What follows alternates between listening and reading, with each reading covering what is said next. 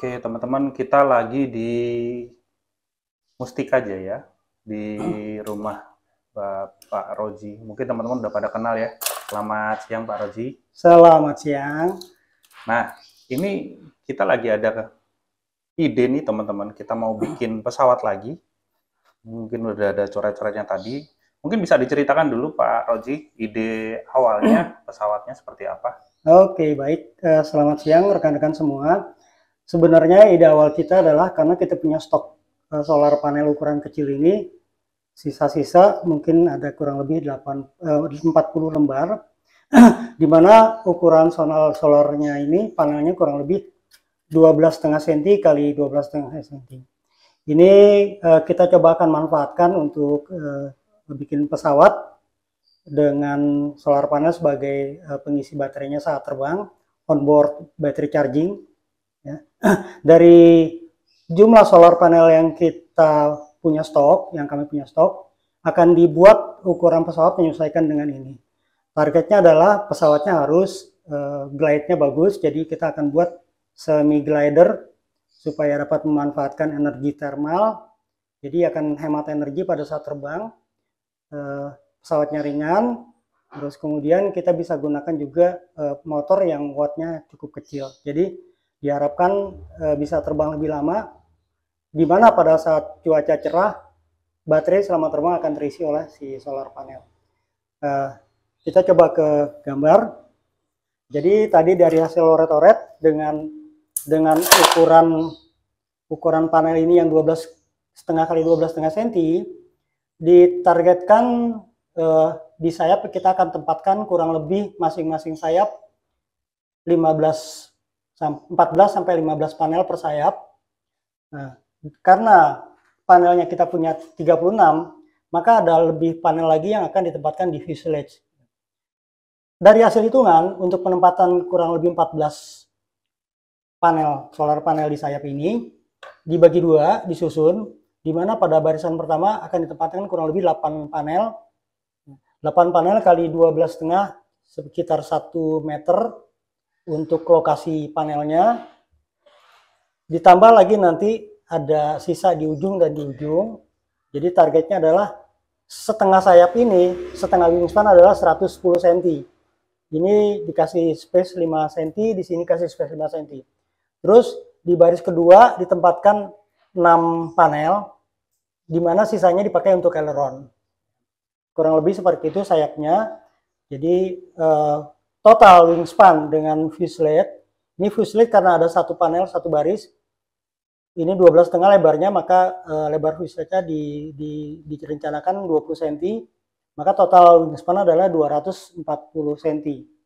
240 cm. Sisanya tadi ini kita tempatkan ada 14 panel jumlah 28, sedangkan panel yang kita punya ada 36, maka masih ada 8 panel lagi yang akan ditempatkan di fuselage. Jadi di fuselage kita butuh ruangan untuk panel satu baris 8 kali 12,5 kurang lebih 1 meter, ditambah dengan fin, ditambah dengan nose, ya, kurang lebih nanti fuselage-nya 140 cm. Itu adalah target awal. Apakah nanti jadinya seperti ini, kita akan lihat kondisi di lapangan, karena nanti kita akan menyesuaikan.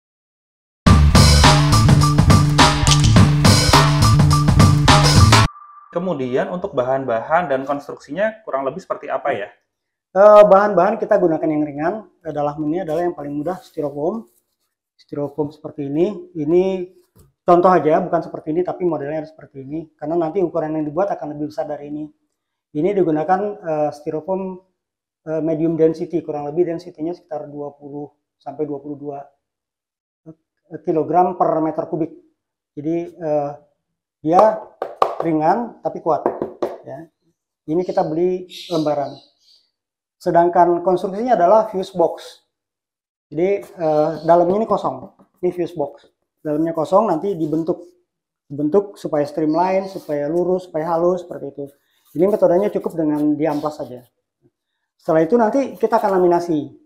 Laminasi mungkin menggunakan kertas, mungkin menggunakan fiber cloth. Finishingnya dengan resin supaya kuat seperti itu. Kuat dan ringan, itu fuse boxnya. Sedangkan untuk konstruksi sayap, kita full menggunakan styrofoam. Styrofoam digunakan juga yang sama, density-nya yang medium, karena yang dikejar adalah ringan.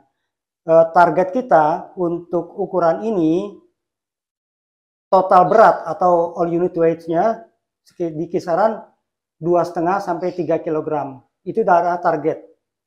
Bisa aja nanti pada saat dibuat bisa lebih kurang dari di bawahnya itu, karena kan nanti ada kita akan koreksi, akan trim segala macam seperti.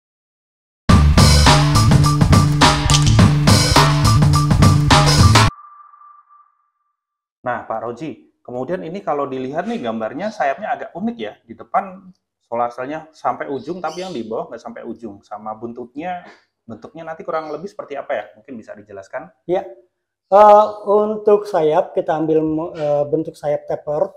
Ya, tujuannya supaya kekuatan di semua sisi sayap sampai ujung itu kekuatannya sama. Karena kalau kita bikin square, beban paling besar nanti akan ada di ujung. Penguatannya malah jadi berat di ujung. Kalau kita bikin taper, makin ke ujung dia makin kecil, maka sparnya akan sanggup menopang seluruh sayap. Kemudian tapernya di bagian depan ini akan dibuat rata karena dia ada penempatan solar panel dari root sampai tip. Dari root sampai tip. Sedangkan di sisi belakang separuhnya lurus, setelah itu menjelang aileron dia akan taper. Karena di sini ada tambahan solar panel. Di atas seperti tadi disampaikan di awal bahwa di depan akan dipasang 8 panel, kemudian di belakangnya tambahan ada 6 panel. Jadi sampai ujung 6 panel itu sayapnya masih rata. Setelah itu baru taper. Di taper itu baru ditempatkan aileron karena di sini sudah tidak ada panel. Jadi cukup seperti itu.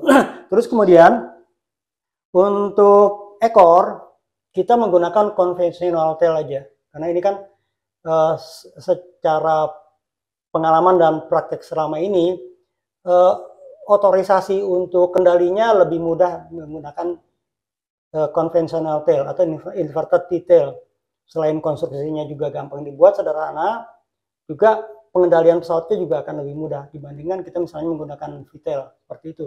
Dari pengalaman ya, seperti itu.